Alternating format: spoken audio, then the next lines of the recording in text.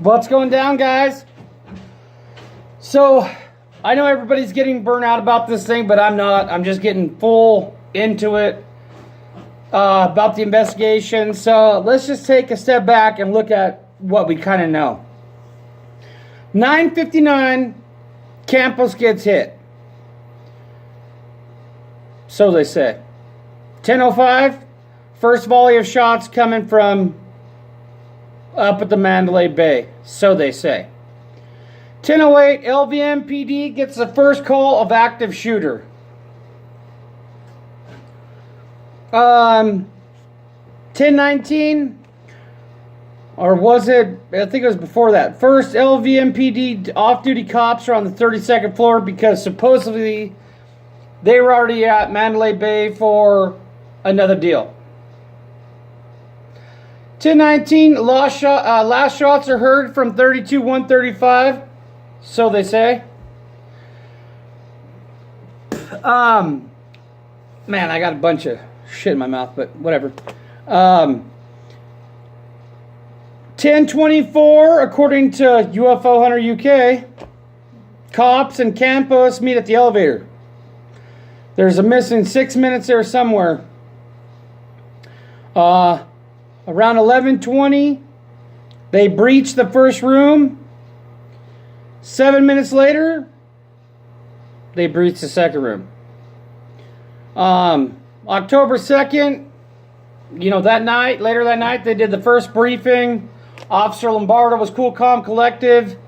Took it like a man, October 3rd, Tuesday morning briefing. Sisolak and Lombardo set up the GoFundMe account.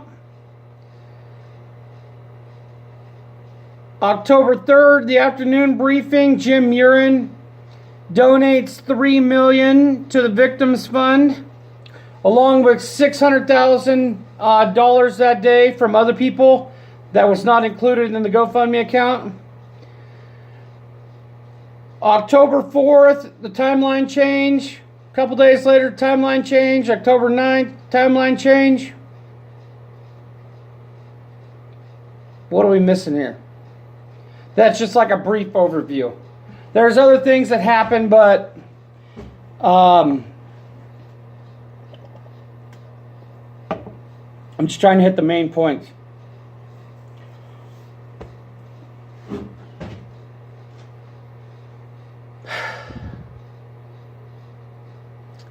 I don't get it. Let's just put it this way. If I was on the 32nd floor, off-duty, if I was an off-duty cop and somebody was shooting, I probably would have went a little crazy and tried to do something on my own.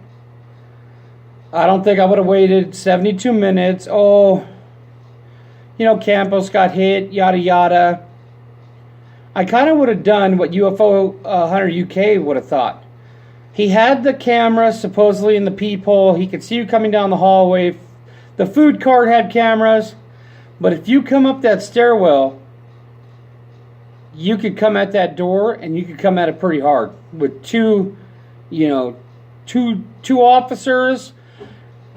Let's just say that they were carrying, they're probably carrying their, service weapons.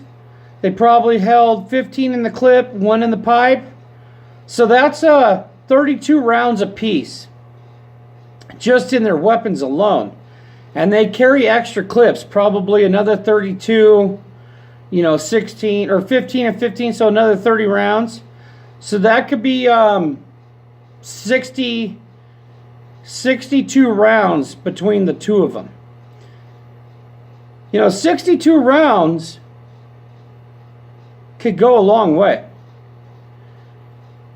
So, if you're wanting to be Billy Badass and help everybody and, sacrifice yourself to save others, kind of like I would sacrifice me to protect my family, I would do it. No questions asked. My wife gets mad at me a lot because I go chase off these poachers and they try shooting at me, and, they have guns that I can't say they try shooting at me, but they pointed weapons at me before and, tried to run me over with their car. And I just keep going. Because if you don't, they'll run right over you, you know, and keep doing it. When I first moved here, they were out here every night trying to poach. And now that they know some crazy white guy lives out here, Native American dude, it happens every once in a blue moon that I got to do it. So, but if 2 off-duty officers were on that floor within like a few minutes, they could have hammered down. They could have did work and, you know, tried their best. But I guess not everybody's the same. I don't know. So 72 minutes after the Lvmpd gets the call, that's when they breached the room. Supposedly they were, you know, evacuating rooms, stuff like that. But I kind of want to say that they were setting up that room for the pictures that we've seen. They wanted to set up that room to make sure we thought it was Paddock. Does anybody know for sure that that was Paddock in the room? Like, if they did an autopsy of the brain, he shot himself through the mouth. He had to have most of his brain blown out the back of his head. So, I don't know. This isn't all adding up. They just expect us to believe whatever they say, and I'm not buying it. So,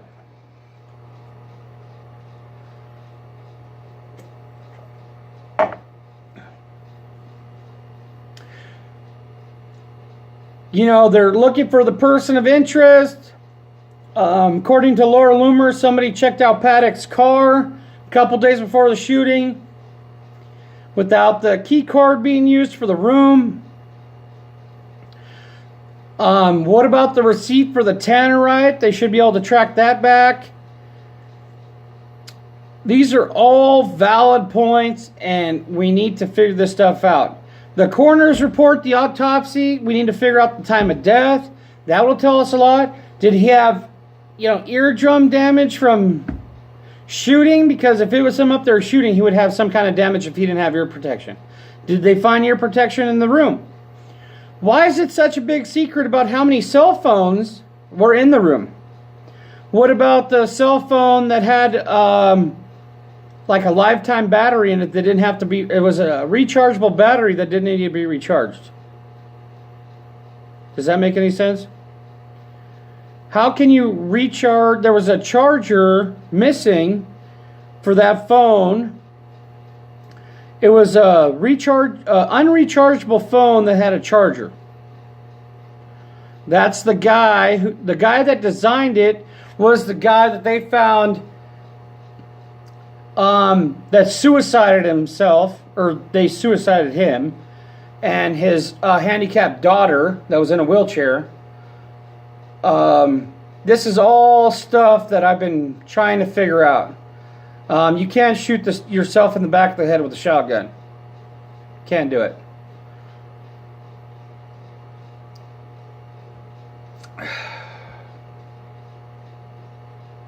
What are we missing, guys? We know the Lvmpd is really corrupt. One of my subscribers did say, I made that video about Al Bees, who on the New Year's celebration accidentally discharged his weapon, hit a civilian. I guess there was info about that out, but only like in Las Vegas local. So I kind of take some of that back, but still.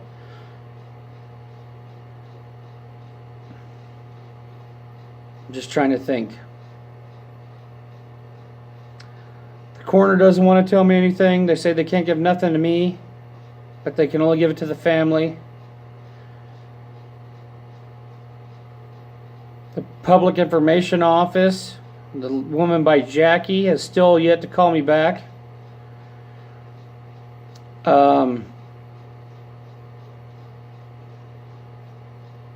Wow. I knew 2 people that died.